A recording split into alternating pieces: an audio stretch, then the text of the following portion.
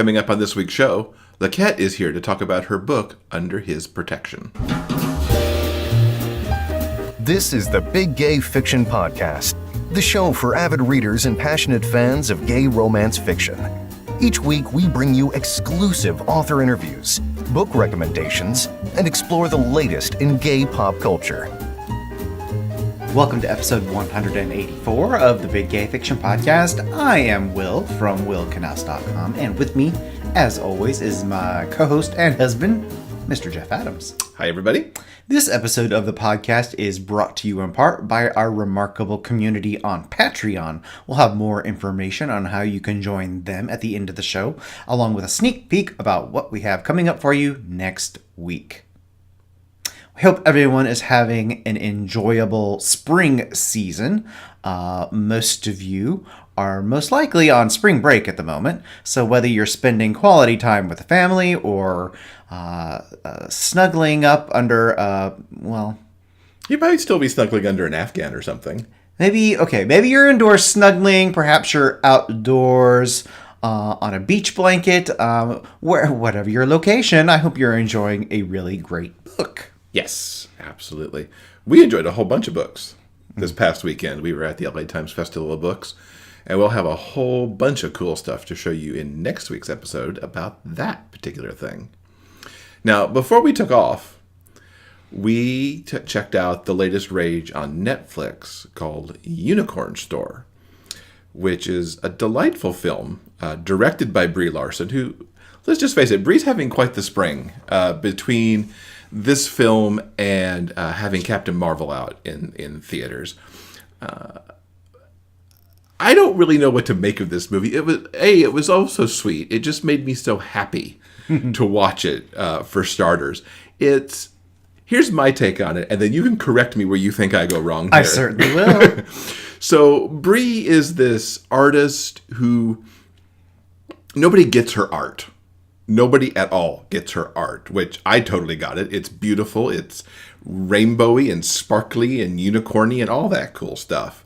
But she's finally beaten down by these people who don't want to get her art, and she goes into the workplace and becomes this temp worker at a PR agency who is tasked with trying to come up with a campaign for a vacuum. Now, I would totally buy the vacuums that Brie ends up and designs and pitches to the PR firm. At the same time, she gets these invitations to come to the store and meets up with a tremendously awesome Samuel L. Jackson, who decides that she can get this unicorn if she does a whole bunch of things, like proves that she has a place to put it and can financially take care of it, etc., etc. And so she works towards getting this unicorn. And along the way, she falls in love with the guy from the hardware store, Virgil, who helps her to build her unicorn pin. I honestly don't know what I was supposed to take away from this film, but I loved it so hard because it was so sweet. And Brie, really, her character was able to discover herself and what she was supposed to be doing. Now, what's your take on this? Because I have so many thoughts and feelings, but I'm not articulating them well at all. I think Unicorn Store is actually an interesting,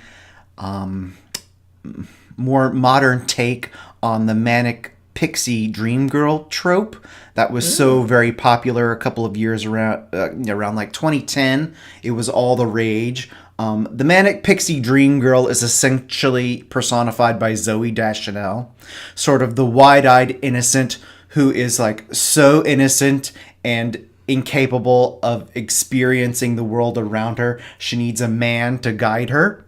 And at first, when this trope started popping up, like in independent cinema, it was cute and funny, but it quickly became very obvious it was wildly offensive. But what this particular movie does is it sort of takes that type of character and kind of pushes it to the next level, because Brie Larson's character is sort of a wide-eyed innocent, and she kind of lives in the dream world of her art. But she's kind of miserable. And she's an adult who isn't having much luck living out her childhood dreams. So she makes an effort to like go out into the real world, and she gets that job, like you mentioned, at the PR firm. But all of a sudden, she's presented with this opportunity when she visits the store. And this opportunity presents itself for her childhood dreams to come true. Mm-hmm. And sort of, it's really about that juxtaposition of like making the effort to have like a real life and a real job. And, you know, when you're sort of like your wildest desires are presented to you on like a silver platter, it's sort of like, what is she supposed to do? And I think that's essentially what the movie is about. Yeah. This is my husband doing summation much better than I am capable of. So yeah, I loved Brie Larson. I thought she was wonderful and charming and quirky and interesting, and taking that particular manic pixie trope in a interesting, more modern, realistic direction. I also thought Samuel L. Jackson was very funny as the salesman. If you get a chance, give Unicorn Store a try. It's available right now on Netflix. In The Hockey Player's Heart, the feel-good gay romance by Jeff Adams and Will Knaus, hockey star Caleb Carter returns to his hometown to recover from an injury. He never expects to run into his one-time crush at a grade school fundraiser. Seeing Aaron Price hits him hard, like being checked into the boards. The attraction is still there, even after all these years, and Caleb decides to make a play for the school teacher. You miss 100% of the shots you never take, right? Aaron has been burned by love before and can't imagine what a celebrity like Caleb could possibly see in a guy like him. Their differences are just too great. But as Aaron spends more time with Caleb, he begins to wonder if he might have what it takes to win The Hockey Player's Heart. Get The Hockey Player's Heart in ebook, paperback, or as an audiobook performed by me, Vince Sterling, wherever you buy books. So in book reviews this week, we kind of have a Dream Spun Desires double feature going on here. I picked up this week Bad to the Bone by Nicki Bennett. This is one I knew I wanted a Dream Spun Desire because I was kind of in the mood for that kind of, you know, just the tropey goodness thing. And I read the blurb, was like, yes, this is the one that I want for this week. And it turned out to just be more than my expectations. I'm a sucker, first off, for second chance romance. And then you combine that with some friends to lovers, and this one even has a little bit of the redeemed bad boy trope going on in it as well. It was exactly the read that I needed. Perfect, perfect, perfect. Now, the story kicks off on the eve of a 10-year high school reunion taking place at a small Oklahoma town.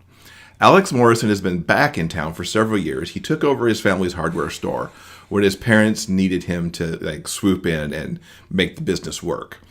One afternoon, while he's working with his sister, they witness a motorcyclist pulled over, and it's soon revealed that the man is Alex's high school bestie, Ricky Lee Jennings. Alex hasn't heard from Ricky Lee since he was expelled and sent away to reform school, and this incident is something that Alex regretted because he didn't defend Ricky Lee and prevent the expulsion. But at the time, he was scared he'd lose his football scholarship if he did.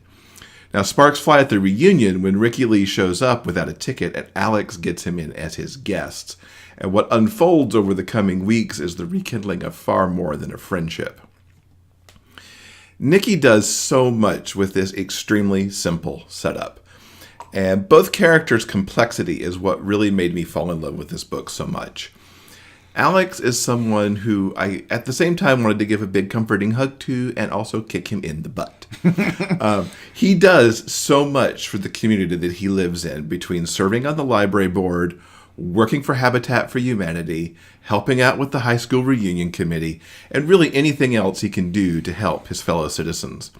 Yet, all he could see in himself is a failure, from his lost college football career because of an injury, a failed marriage, and he even views coming back to handle his family's business as a fail because he gave up his dreams on being an environmental lobbyist. Now, of course, what he's actually done here is what everybody does all the time, and that's making the best right decisions in the moment. But he can't see any of that, and that's kind of where he needs the kick in the butt.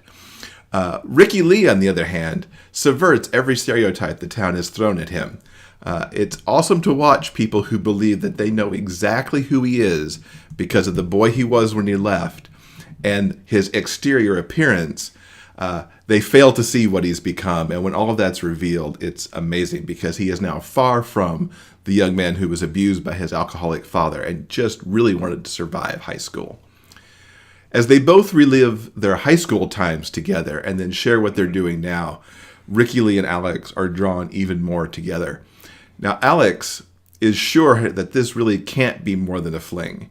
He's scared of revealing himself as a bisexual to the town, and he's convinced that there's no way that Ricky Lee will move back to Oklahoma since he's got a successful life in Portland. Now, the wooing that Ricky Lee does with Alex is so outstanding. I mean, I love a good date in a book. And the date, their weekend trip to Oklahoma City, was really even close to grand gesture levels of awesome, even though it's not the grand gesture in the book. These two, they go stay at a boutique hotel, they go to art museums at the botanical gardens, they eat some delicious food. And let's just say that the sizzling sex that's in here on that date made everything all the hotter. And it really showed Alex in vivid detail what life could be like if he decided to make a go of it with Ricky Lee. Now, the other thing that Nicki puts into this book is the town itself.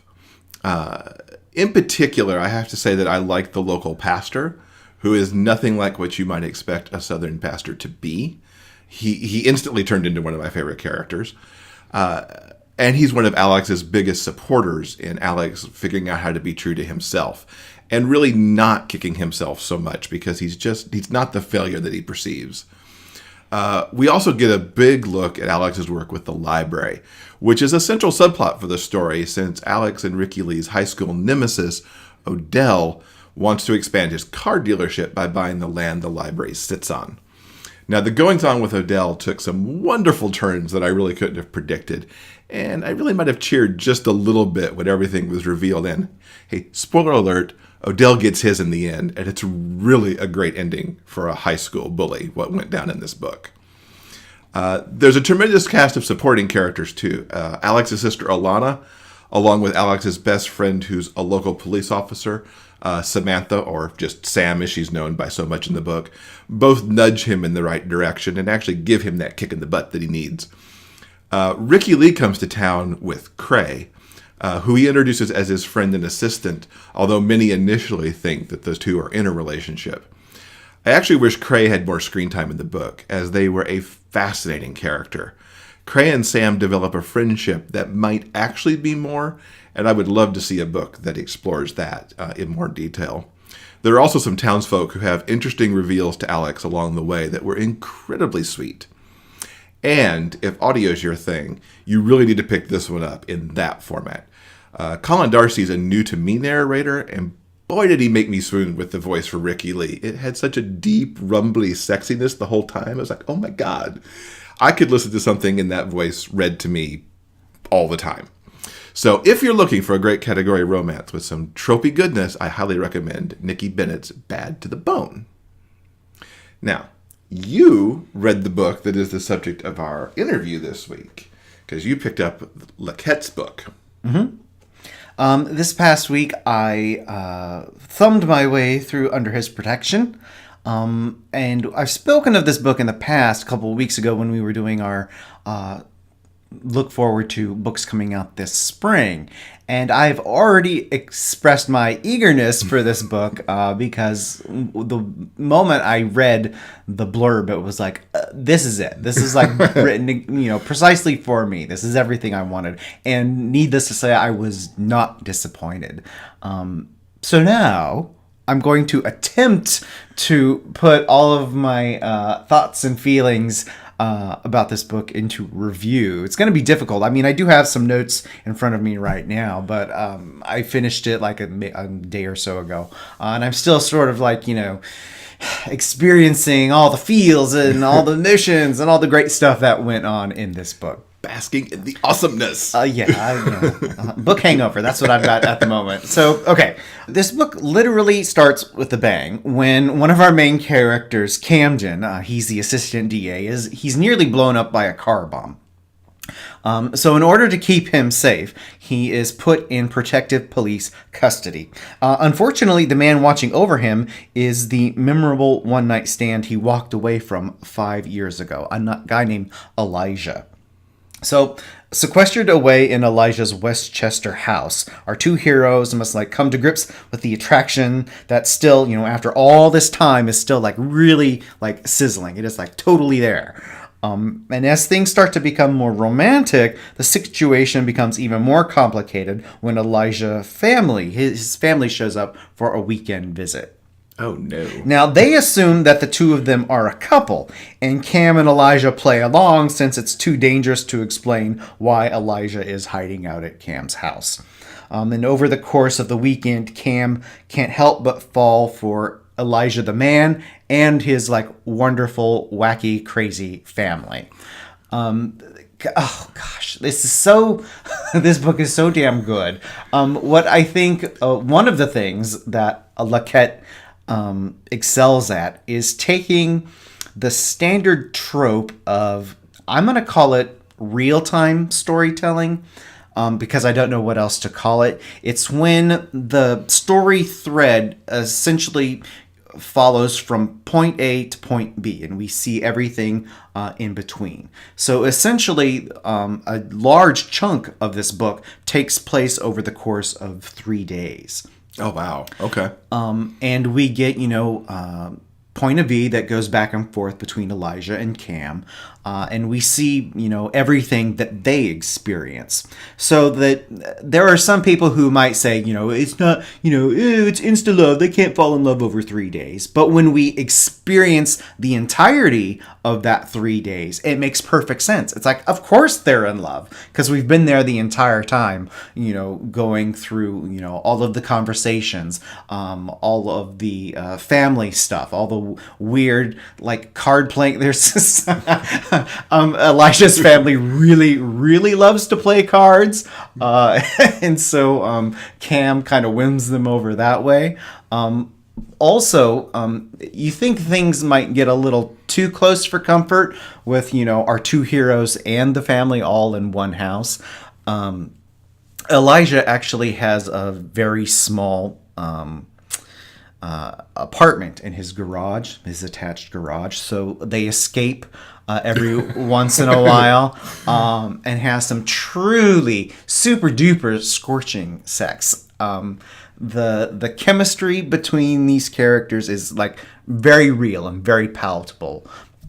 So it's really amazing. So so as this weekend winds up, there's unfortunately a kidnapping attempt by this crazy religious cult group. But that ends up being the least of their worries.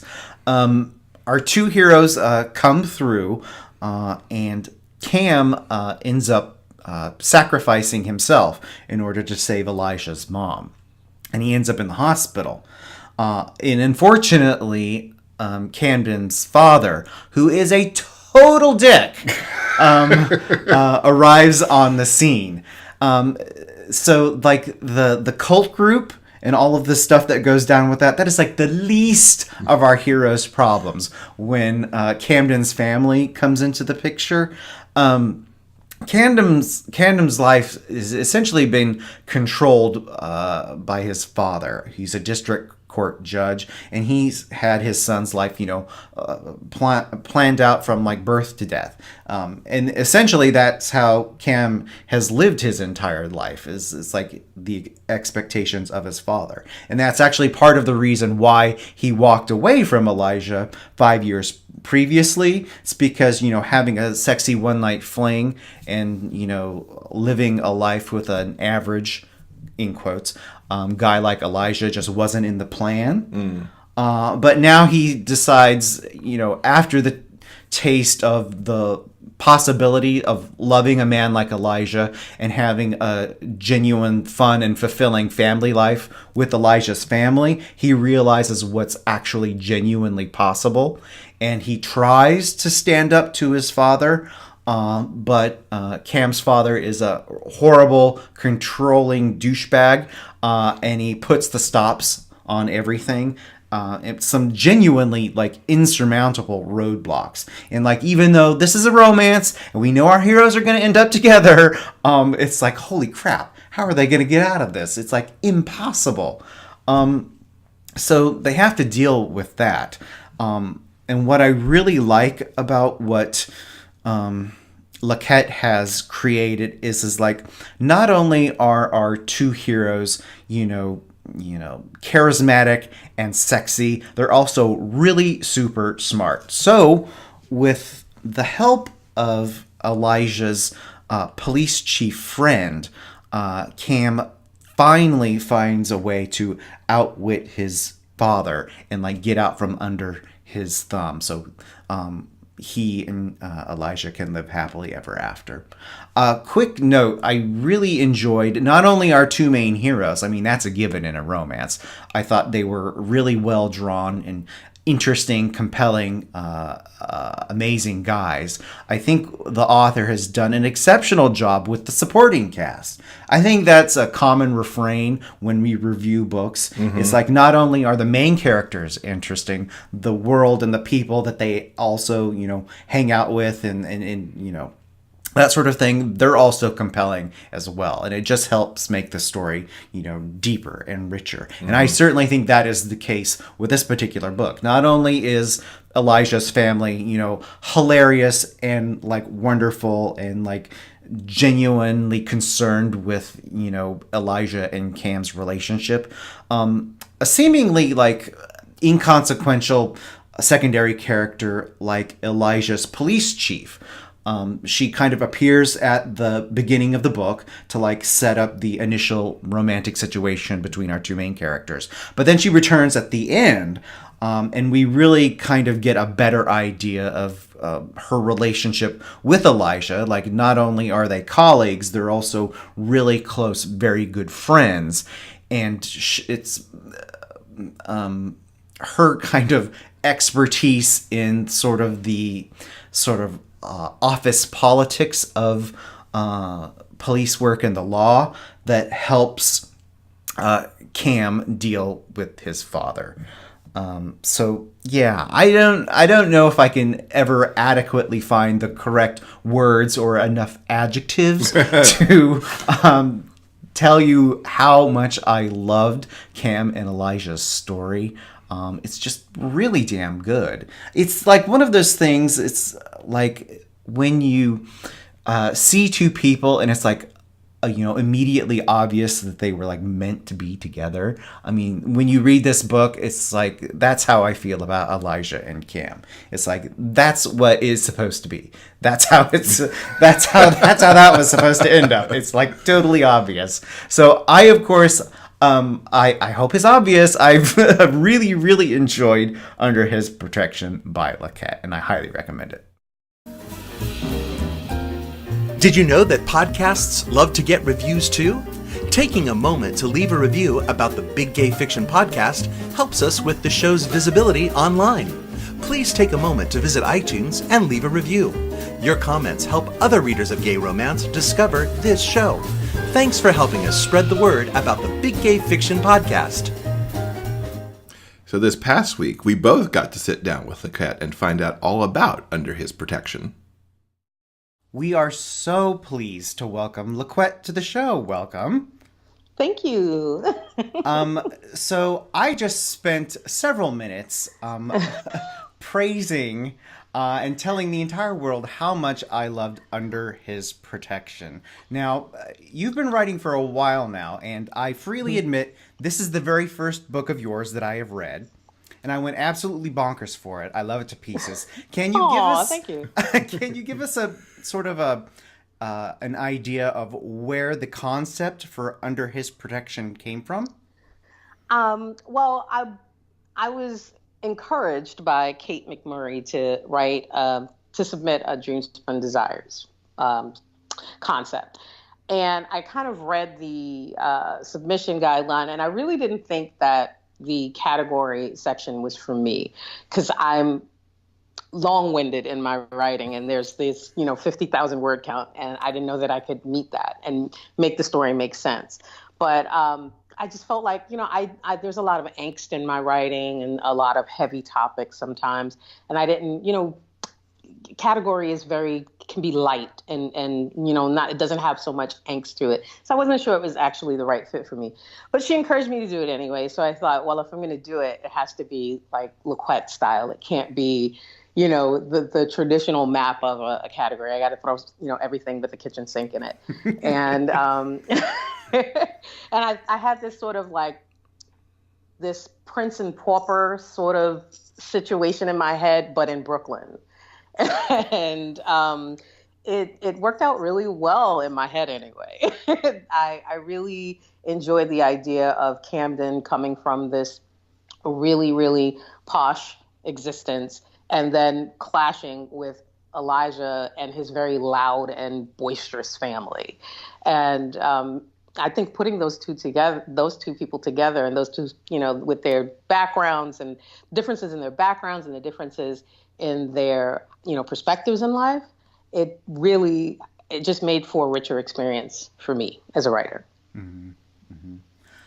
I utterly fell in love with Camden and Elijah. I think they're two they're exceptional heroes, and they're part of what makes this book really sing. But as I mentioned in my review just a few minutes ago, part of what makes the story compelling and even more enjoyable is the sort of supporting cast that helps them along in their journey towards saying I love you.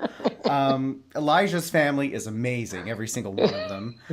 But I was particularly struck by one of Elijah's co-workers, the police chief, who is his best friend, along with being a colleague.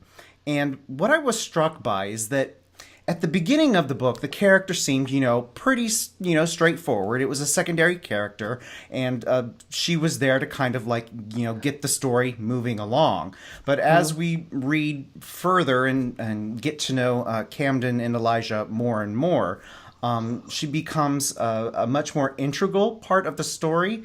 And in fact, she's pretty vital to the solution that Cam comes up towards the end.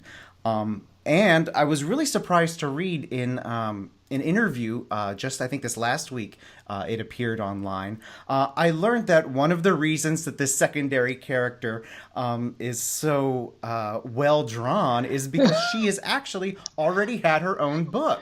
She's had 3 books, actually. Can you tell us, real quickly for our listeners, can you tell us about the origin of this particular character and why you thought she would be such a good fit for Camden and Elijah's story?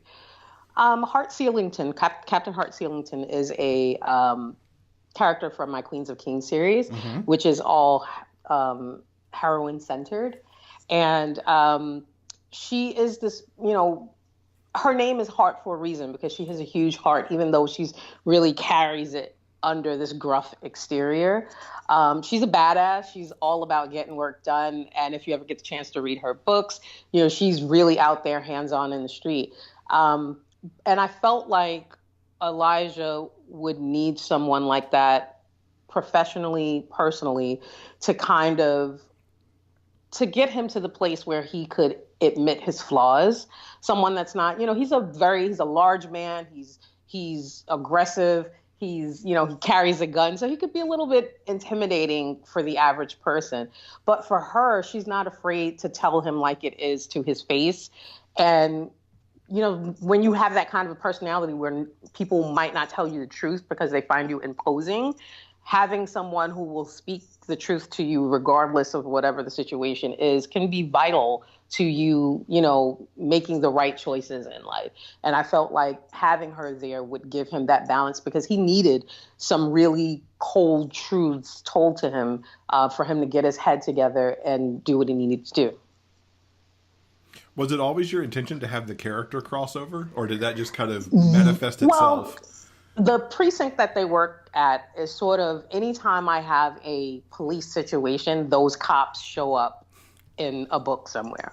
So, one, because they're, the world is already created, so it's kind of easy for me to draw from that precinct. But it's also because my readers absolutely adore this woman. And so they're always asking for her. And this was an opportunity for her to show up and say hi, and not in a way that overshadows, the main story, which is Camden and Elijah, but just enough to make readers go, oh my God, she's here. It's always good to get those universe crossovers and little Easter eggs like that, for sure. It's true. It's very true. Yeah. Now, Under His Protection is not your first MM romance. No, it is not. There's also Love Changes, which I believe came out in 2016. Yes. And I wanted to ask you, what drew you to writing in this specific subgenre? I mean, along with all of your other books that are more traditional male-female romances.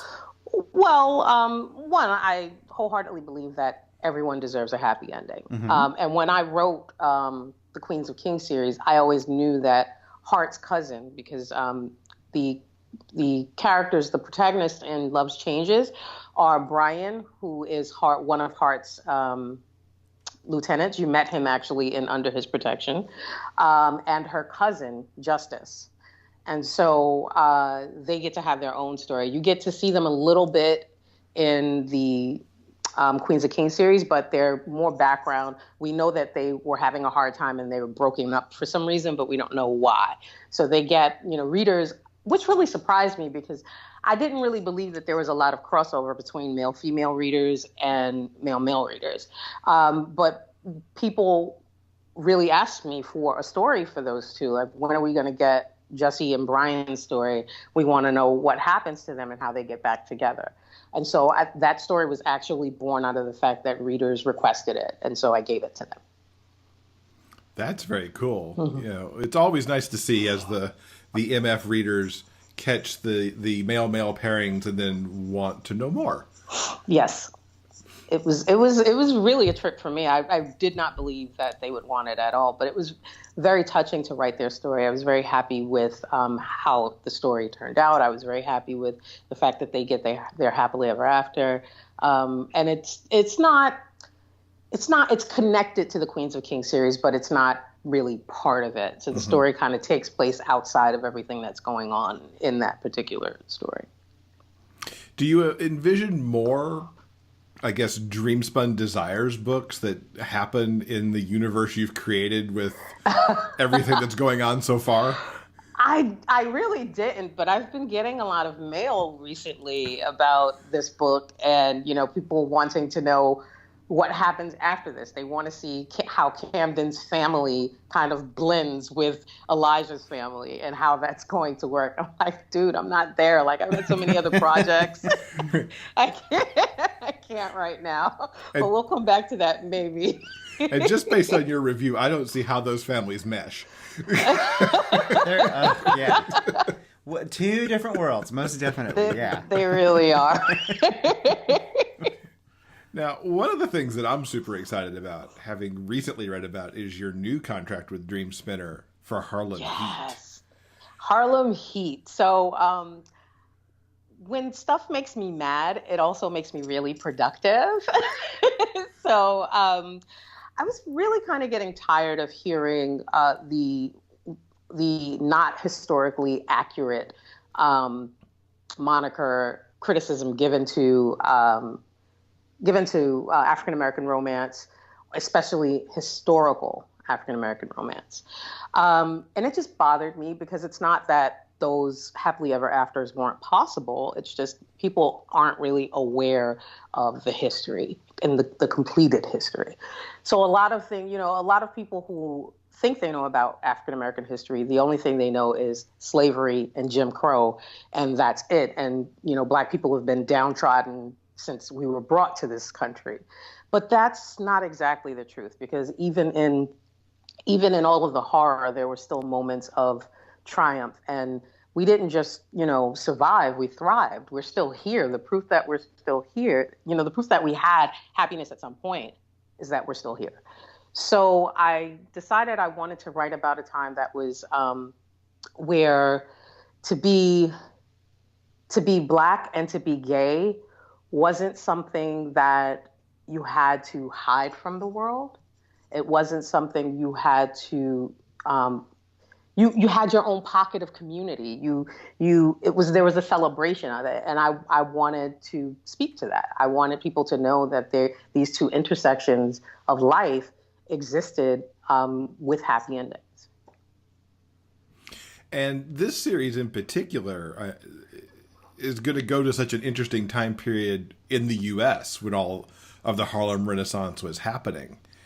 Yeah, so it's based on 3 actual people who lived during the Harlem Renaissance. So it's based on Bumpy Johnson, who was the godfather of Harlem for 30 years. It's based on Langston Hughes, who was a great contributor to the Harlem Renaissance as a poet and writer. And it's also based on Cab Calloway, who was sort of one of the most notable faces in jazz music and jazz performance at the Cotton Club. So we're going to see, not that we won't be using their names, but those characters will be based off of those actual people. Yeah, because I think it was like mere moments after I finished reading Under His Protection, I read about this Harlem Renaissance series that you were doing, and I lost my mind. I was totally doing a happy dance. This is going to be so amazing. I know this is still far in the future, but when do you think we can expect this series? I don't know. That is the God's honest truth. I'm actually currently finishing up a series for Source Books. Okay. And so Harlem Heat doesn't. I don't think I'm projected to start it until the end of the year. So I don't know exactly when it's going to be ready, but ready for the world anyway. But I think I can talk to someone about getting you a beta read, a copy for beta reading if you'd like. Please do, yes. That would be amazing. I imagine the research for that's got to be a lot of fun to look at that period in history and figure out what parts you want to take and use. It is. I was very fortunate when I was in college, when I did my undergrad in creative writing. I was very fortunate to have a professor who thought outside of the box. And he taught a class on the Harlem Renaissance that was amazing. It was so rich and filled with culture. And, not just the usual things that we see in mainstream history, but, getting really down to the nitty gritty of it and, showing you to... I'm sure that when you guys as gay men look at the history of the LGBT community and you get to see it unfold, there's such a moment of connection there. And it's the same thing for Black people when we're getting to experience our history, because we don't often get to see it through mainstream lens. Mm-hmm. And so to see it the information dispensed in a way that's positive and celebratory and uplifting, it changes your whole perception of yourself, of who you are and where you came from. And so I'm delighted to be able to dig back into that. I have Piper Hughley, who is a history professor at Spelman College, I believe. I believe it's Spelman. And she's also a romance writer, and she's brilliant. And so she helps me with a great deal with telling me what books I need to read for this period, and where I need to look for information. But it's so much fun. It really is so much fun. Mm-hmm. That's amazing. Let's talk origin story for a minute. Mm-hmm. How did you get started writing romance? What led you down this path? I didn't see me on the page. I started reading romance when I was about 16 years old.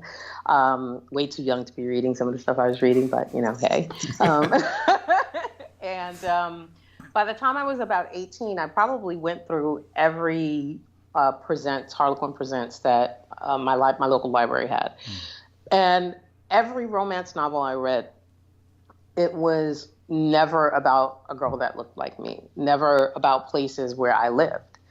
So kind of pulled me out of the romance reading for a while because it was nice to read about those stories, but there was just something missing for me after a while. And I probably at the time didn't recognize that I was internalizing that these stories were basically saying romance isn't for you. You don't look like this. You don't fit this mold, so romance isn't for you. And I kind of just pulled away from it. And I think after I finished my undergrad, I just wanted to relax and have some fun. And I kind of got back into it. And at the time, I discovered that Black romance was a thing. And I discovered people like Rochelle Allers and Brenda Jackson and Zane. And I'm like, wow, like it became exciting again. It was refreshing. It was new and yet still very familiar because I could see myself and all of the antics that were going on in the stories. I could see myself in those characters. And so I decided I wanted to do that. I wanted to create those spaces, create more stories like that so people could have those connections in reality, reactions when they opened up a book and saw themselves. Now that you are writing, what do you think the trademarks of your books are? I do sex and snark really well. Like I do sarcasm really well because that's my language. Like it really is my language. And sex, yeah. That's so if you're going to pick up the LaQuette book, you're going to get lots of sex and lots of sarcasm. Did she meet those two in your book? Oh, yeah. Just before we started this interview, we were talking about the possibilities of an audiobook for Under His Protection. And whatever narrator lands this job is going to, number one, have the time of their life because Camden and Elijah are the banter is very smart and very witty. But also, as you say, the sex scenes are I don't know. I'm not even sure what the correct adjective is. It's smoking hot. Yeah, you're gonna need a nice cool beverage after you listen to those scenes, for sure. I don't know that I could listen to that. I don't know that I could. It would be so weird for me. I don't know. I mean, I know I wrote the words, but exactly to hear them aloud, I don't know that I could do that. Mm-hmm. Mm-hmm. Yeah, I know. Many authors can't listen to their own audiobooks, so especially those parts. Like I said, I do sex Amy Lane told me, she was like, you write sex in such a beautiful, concrete way. Like, I just want to have all the sex when I read your books. And I'm like, Amy, that is the sweetest and weirdest thing that anyone has ever said to me, and I love you for it. That almost should be a blurb on the book cover or something. Yeah, definitely. Are there anything you're reading right now that you want to shout out to people as like a book to grab?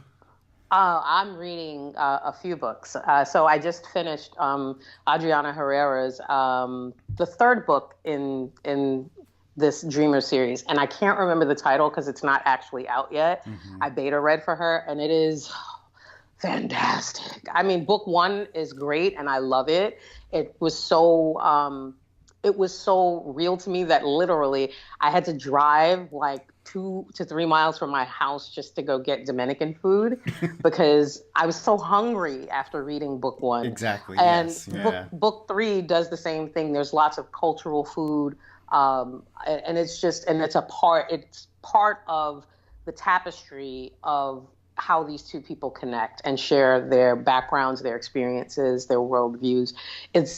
Not to mention, she's so good at writing books that are socially conscious without making you feel like you're being talked down to or preached at. And I love her for that, for being able. I don't know that I could do that the way she does it. She's so talented. And I'm also reading. I'm halfway through. I stumble with her name because I know her as Blue Sapphire, but she's now writing as Royal Blue for Dream Spinner. I've heard of Kyle's this book. Reveal. Yeah. And I'm halfway through it, and she's fire. Like, she writes hot books. So I'm really excited. I can't wait to get to the end of this book. What was the name of that book again? Kyle's Reveal. Okay. And that's the please remind, it's the basketball book, is that correct? Yes. Okay. I mean, it's kind of dark because the protagonists have like a really dark traumatic history, but it's definitely deep, and I'm loving it. So I'm really, really, really interested in getting to the end to see if I could just get a minute to stop writing and finish it. That'd be great. Awesome. It's such a hard thing balancing. I want to finish this book, and is. then there's like I don't want to read it too fast. Exactly. Finding that balance. It's true. Are there tropes or genres that you want to tackle that you just haven't yet in your own writing? I don't know that there are any tropes that, because I throw a lot of different tropes in my books. Like Under His Protection has second chance romance. It also has proximity. It also has sort of kind of enemies to lovers, the way Elijah and Camden start out in the book. And it could sort of kind of be considered like a workplace romance, meaning that they're both involved in different sides of law enforcement. But I don't know. I mean, I've done Secret Baby before, and I love that. That was really fun. And I've done. The only thing I haven't done is like May December romances. So I think maybe that might be something I might want to try. Cool. I would read that. I love a good May December. Absolutely. So beyond the writing, which obviously takes up a lot of time, you also are the president of RWA NYC, so the New York City chapter of Romance Writers of America. Tell folks what that entails and what actually led you to running for office. I didn't want to run. I had no intention of running because I have a lot of stuff to do. And it takes time away from the things that I'm contracted to do.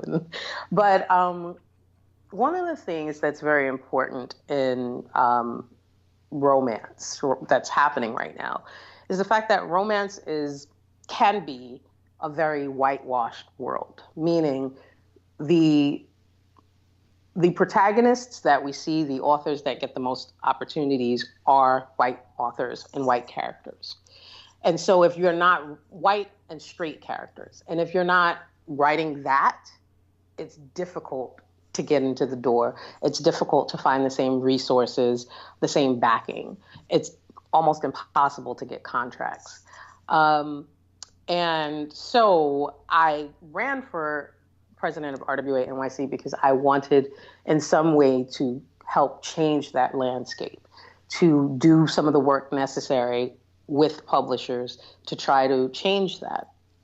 And it's a heavy task. It's a heavy burden, especially when we get, over the last couple of weeks, we are still reeling from the Rita Awards, which is basically like the Grammys for romance.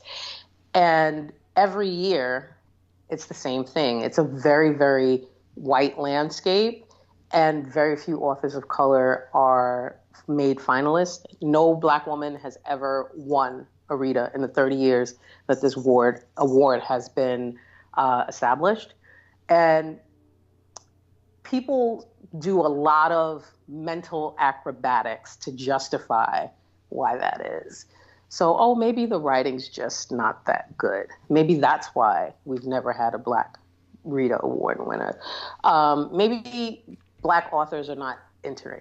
These are all questions that are ridiculous because statistically it's just impossible that no Black woman would ever have won in 30 years. It's just impossible. And the reason it is because the judging pool, there's a bias there in terms of Black women and Black characters, not just Black authors, but Black characters, because you can not know who the author is, but you cannot. Well, I don't write characters who are racially ambiguous.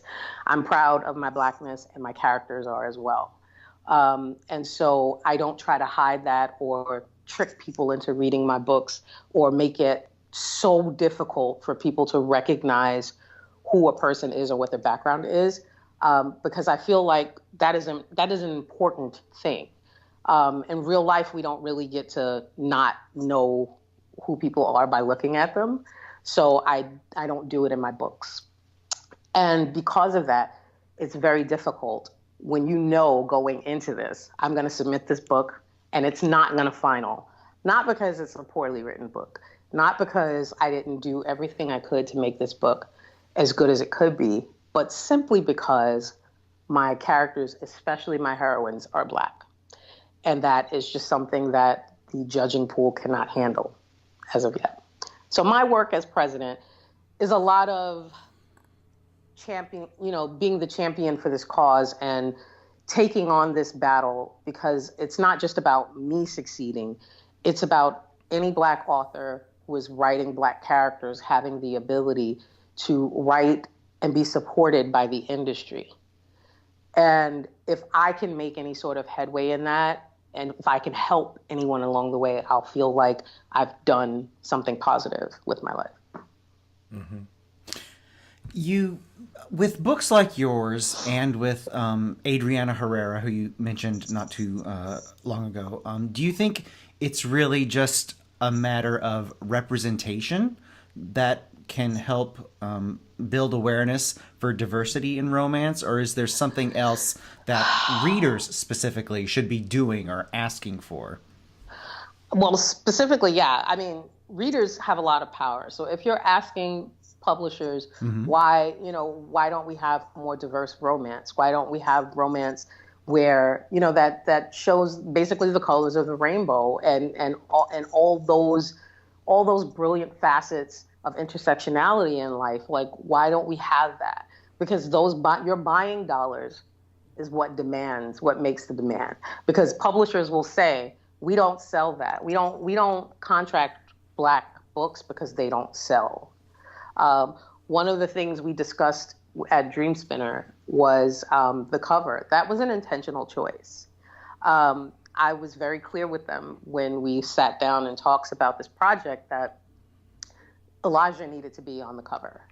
I would not subscribe to the ideology that a Black man on a cover can't sell. And we've seen in our community, in our writing community, that some publishing houses have actually made this statement. I don't subscribe to that. So we talked about it, and we talked about the fact that readership sometimes can have a bias, and sometimes they won't engage with a book if they feel like the person is the wrong color or wrong background. And I said, I understand that, but we're still going to work, to work with me, this is how we're going to work. And they were in agreement. I didn't have to convince them. I went in prepared to battle. And it was like, listen, I really need this guy to be Black, and I really need him to look like this. And they were like, we agree. We agree. So we need more of that in the industry. And it starts with readers. It also starts with the gatekeepers, people reaching out and specifically looking for these things. People who are gatekeepers also need to check themselves. So when you're reading a book and you're saying, I can't connect to it, I didn't relate to it, why aren't you relating to it? Is it that it's a poorly written book? I've gotten rejection letters that literally said, this is a really well-written book, but I didn't relate to the character, so I'm not going to buy it. That doesn't really make a lot of sense, right? So what was it that you didn't relate to? If you could see that it was a really well-written book, if it's that good, why not work with me in terms of editing to kind of get things right, to where it would be something that you feel is that you could sell. But a lot of publishing houses out there don't have that mentality. And it's this sort of, it's insidious. It's not something, you can actually look and see. Some people don't even notice it. They just think, oh, I don't read those kinds of books because I don't like them. And it's not that they don't like them, it's that they're not actually giving them the opportunity to be great. So that is obviously great words for the readers. Kind of spinning it back to your RWA role, you're in such a diverse chapter there because you're in NYC. Yeah.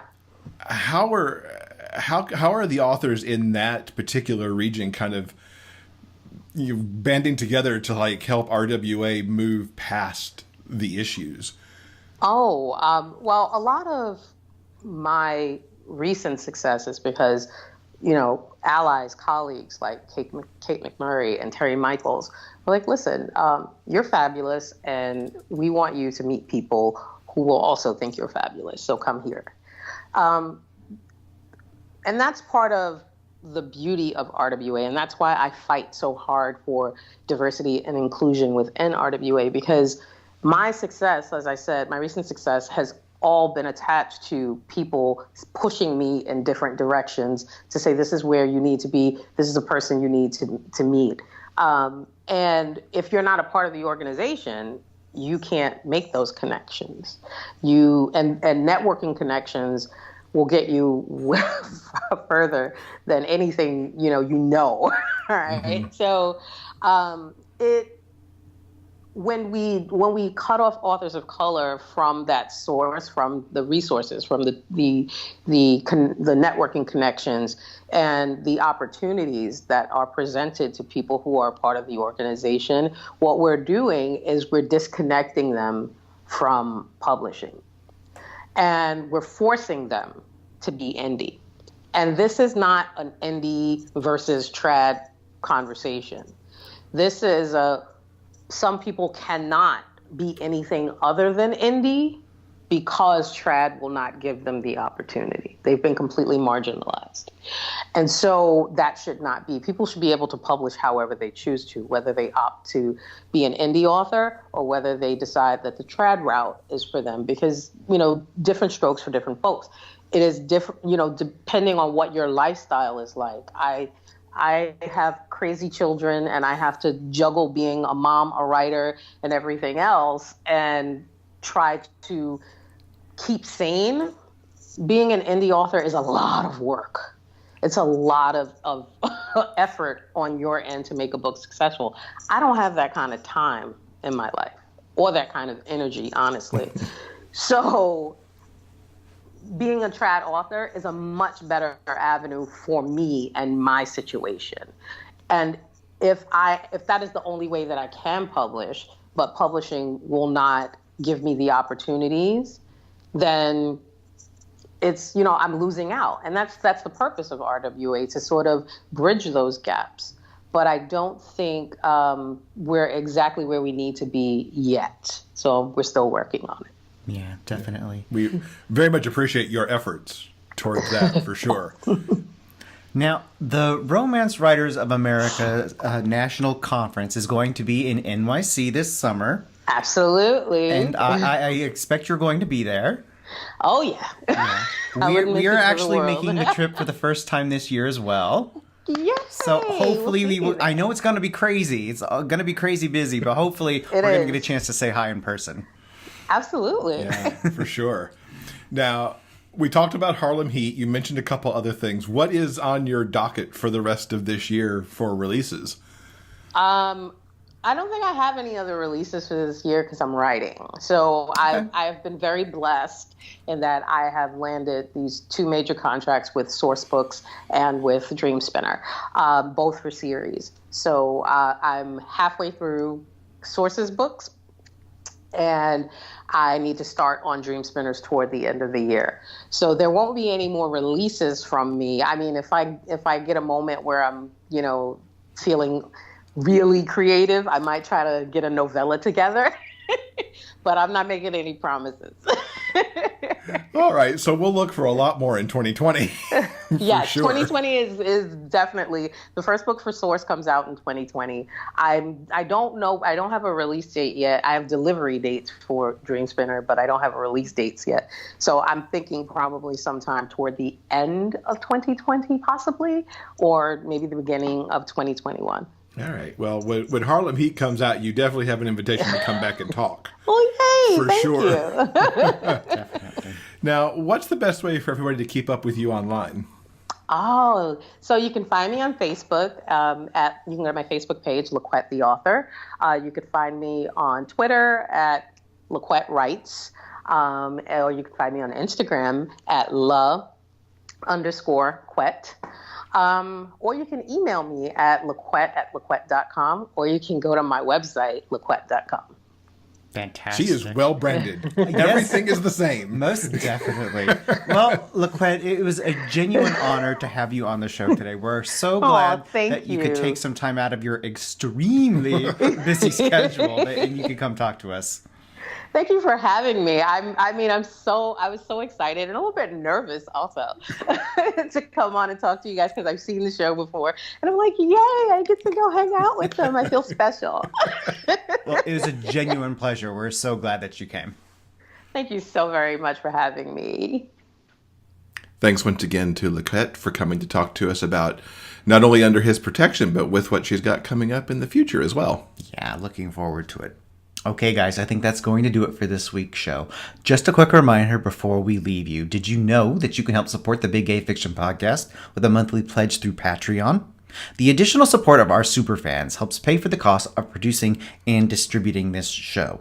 Now, joining is easy, and you'll get special access to monthly bonus episodes, the opportunity to ask questions of our upcoming guests, and lots more. So for all the details, simply go to patreon.com/biggayfictionpodcast. Now, coming up next week, we'll have interviews that we did during the LA Times Festival of Books. So I hope you'll tune in to see who we talk to. Yeah, it's going to be, I think we're going to have some super good stuff there. So yeah, join us next week for that. Yeah, guys. So remember, no matter where life takes you, the journey will always be sweeter when you have a book. Until next time, everyone, please keep turning those pages and keep reading.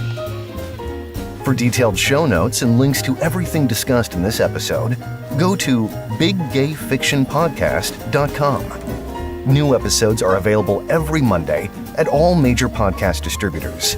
You can also find us on YouTube. I'm Derek McLean. Thanks for listening. We'll see you next week.